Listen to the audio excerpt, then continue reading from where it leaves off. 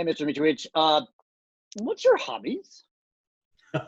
Well, I have two toddlers, as you know, or maybe you don't know, so I don't have very much time. But COVID has provided some extra time for me. Not gonna lie. So I've started taking up coding, which is on the scale of nerddom. I think pegs right at the top. You are How about you? totally, absolutely a nerd. Awesome. I'm nerdy, totally nerdy.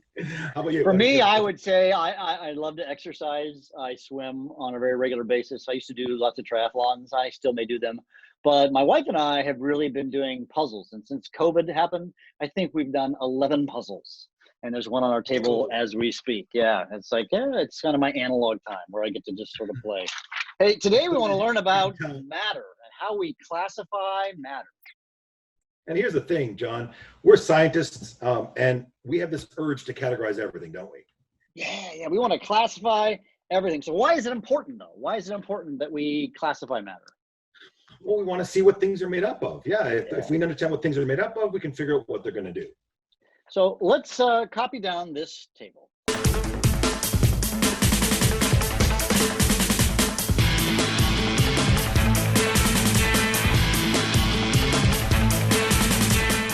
So if we're trying to classify matter, what's the first thing we need to ask? Well, we ask a series of questions. So the number one thing is, even though it says on the notes, can it be separated by physical means? We can simply say this: can it be broken apart by a physical change?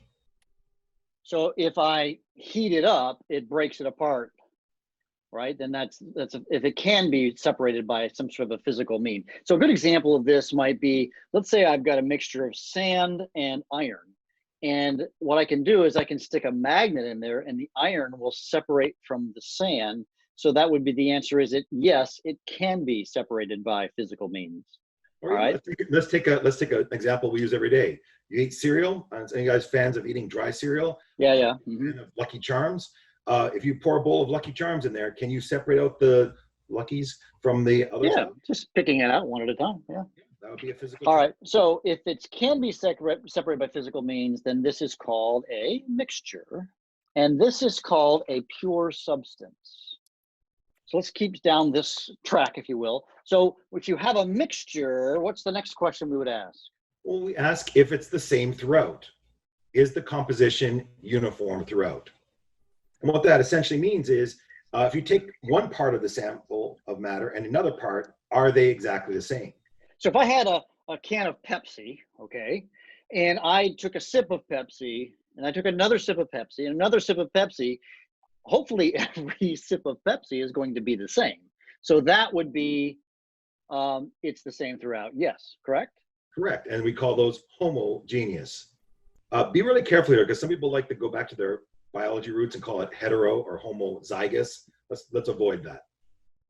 So if it's heterogeneous, that means that it's not the consistent throughout. So what would be an example of something that's a heterogeneous mixture?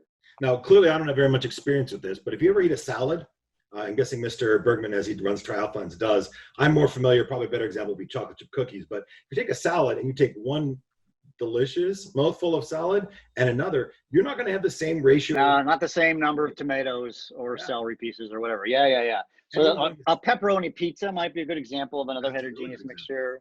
Yeah. So lots of heterogeneous mixture. And in the scientific world, a good example from the world of geology is like a piece of granite has different crystals in it, and those crystals are going to be different sizes. So each piece of granite isn't going to have the same consistency of minerals. So those are heterogeneous mixtures versus homogeneous mixtures. Let's talk about one specific type of homogeneous mixture that's going to be really important that we're going to use, and that's called a solution. Solution is when you dissolve something in something like salt water, or a can of Gatorade would be a solution, and that's a type of homogeneous mixture. Now let's talk about this other thread down here for the pure substances. So if it can't be separated, it's pure substances. What's this question here? What's the sort of filter? So the question is, can we separate it via chemical change? So can it be separated by chemical change? There's two questions, of course, yes or no. And if the answer is yes, we call it a compound, and no, we call it an element. Right?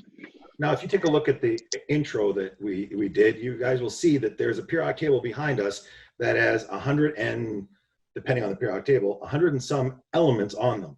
you can't take an element and break it down into anything farther. If you have gold, guess what? You have gold. You don't get anything else. If you have a piece of copper, you're going to have copper. You can't break it into something So different. copper, we have this symbol Cu. So if I have a piece of copper, it's just copper. You can't break it down any further. But, you know, a formula you're all familiar with is water, H2O. That's H's and O's. You can boil water and it won't break it apart. But what you do is if you electrolyze it, you put electricity through it, it breaks it into hydrogen and oxygen. And then that's the point. That's the chemical change where you can say, oh, we can break it down any further. There's actually a lot of interesting history, folks, about the debate over elements and compounds and how they figured this all out way back at the beginning of the history of modern science.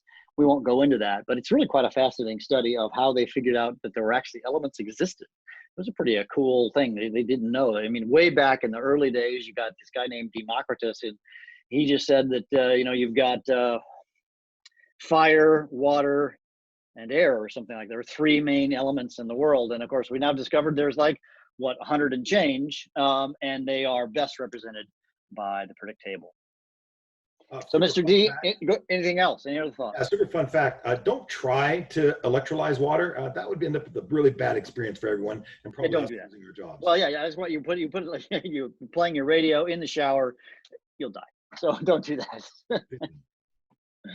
Yeah, that's actually almost happened to me the other day. We had a little flood at the house and water was flowing into the water. And then I discovered that there was a electrical outlet or a extension cord that was semi-submerged underwater, and I'm walking around in my bare feet.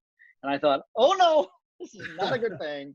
So let's file that under discoveries you just don't want to make. You don't want to make that one on accident. Okay, hey guys, that's how we classify matter. You guys are awesome. We'll see you. Take care.